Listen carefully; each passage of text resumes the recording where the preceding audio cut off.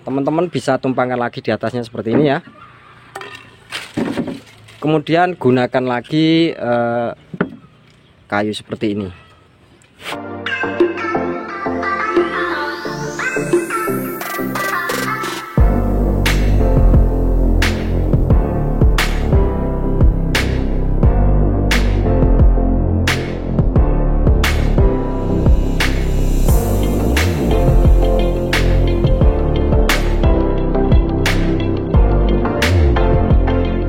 Halo, assalamualaikum warahmatullahi wabarakatuh, teman-teman sahabat budidaya maggot dan lalat BSF semuanya. Apa kabar hari ini, teman-teman? Nah, seperti teman-teman lihat di sini ya, ini adalah fase kedua saya yang menjelang menjadi lalat sebagian ya, masih skala kecil sekali. Untuk itu saya sudah lama tidak update tentang kandang lalat saya ya. Karena apa? Karena fase pertama saya sudah habis dan ini yang jadi lalat ini mulai ada ya.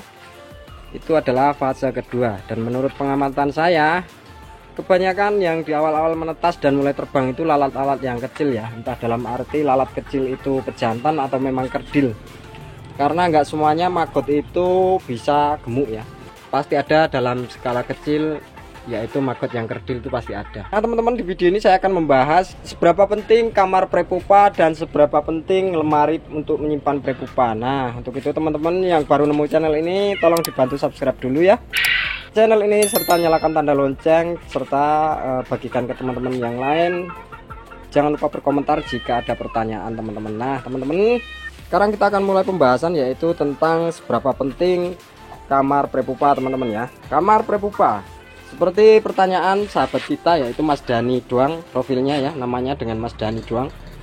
Dia bertanya, Mas kok kandangnya nggak ada kamarnya?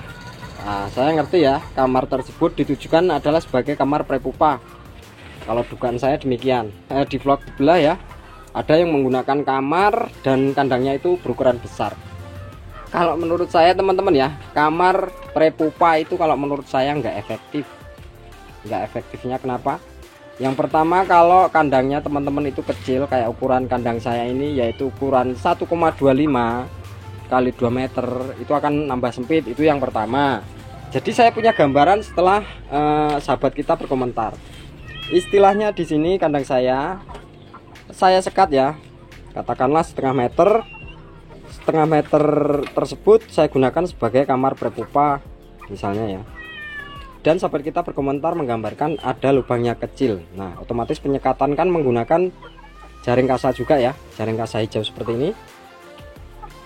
Kemudian di situ diberikan lubang kecil. Nah kalau menurut saya nggak efektif teman-teman ya. Karena apa? Karena ketika prepupa jadi lalat, mereka harus mencari dulu lubang kecil tersebut ya, untuk bisa keluar menemukan aroma yang dituju, yaitu aroma pancingan dalam kandang. Karena lubangnya tadi kecil teman-teman ya, jadi mereka harus mencari dulu lubang kecil tersebut untuk kemudian keluar mencari pusat aroma yang tajam tersebut teman-teman. Jadi ditakutkan mereka nggak ketemu lubangnya dan akhirnya mereka mati sebelum bertelur. Bahkan di situ ya banyak yang mating di situ, dan bertelur mereka kemana ya, mereka nggak bisa menemukan pusat aroma serta media bertelur atau attractor. Jadi mereka bakalan mati di tempat kalau versi saya, dugaan saya ya. Demikian.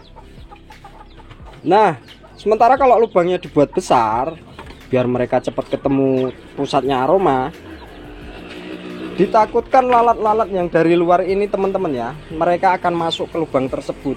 Nah sehingga banyak lalat yang di luar kamar tadi akan masuk ke dalam kamar prepupa, meninggalkan tempat bertelurnya. Itu pasti ya, apalagi kalau populasinya sudah banyak.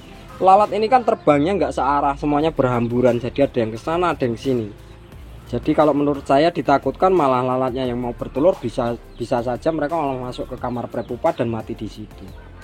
Itu teman-teman ya, nggak efektif, nggak usah aneh-aneh kalau menurut saya teman-teman ya.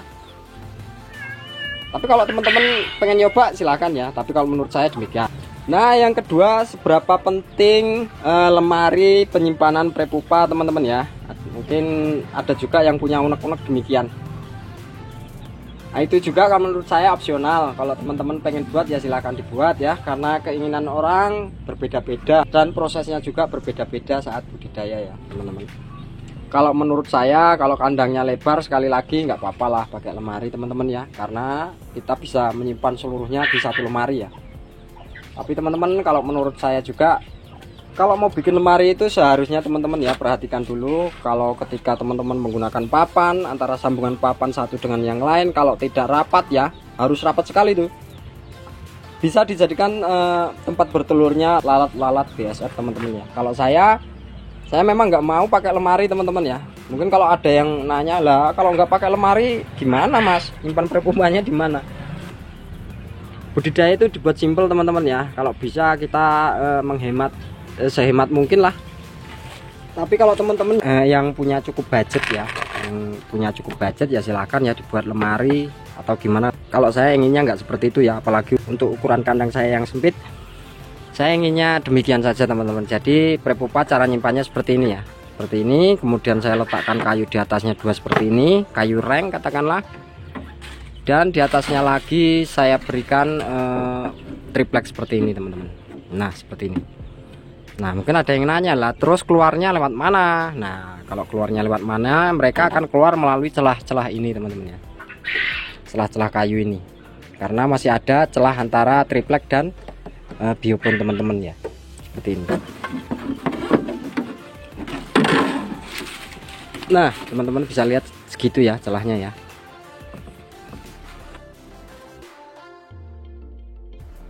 Mereka sangat bisa keluar, sangat bisa, dan bahkan nyaris tidak ada yang tertinggal. Karena saya pernah mengamati teman-teman, ketika mereka keluar, mereka akan menempel di bagian triplek ini. Banyak sekali di sini ya. Kemudian yang di pinggir-pinggir biopon ini hanya sedikit sekali yang di situ. Kebanyakan mereka akan menempel di sini. Dan biarkan saja, mereka nanti insya Allah akan keluar melalui lubang-lubang tersebut teman-teman. Kemudian jika teman-teman punya stok prepupa yang lain, teman-teman bisa tumpangkan lagi di atasnya seperti ini ya.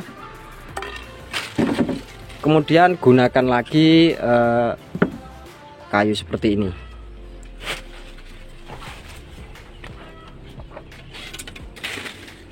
Serta tutupi lagi menggunakan triplek jika ada ya, lebih bagus. Kalau nggak ada ya plastik seperti ini saja cukup teman-teman ya. Cukup asalkan diberikan lubang sedikit ya di bagian sini. Nah seperti ini teman-teman ya. Mereka akan keluar melalui celah-celah ini teman-teman, atau bahkan yang sebelah sini. Teman-teman, saya rasa itu saja yang bisa saya sampaikan hari ini teman-teman ya, di video kali ini.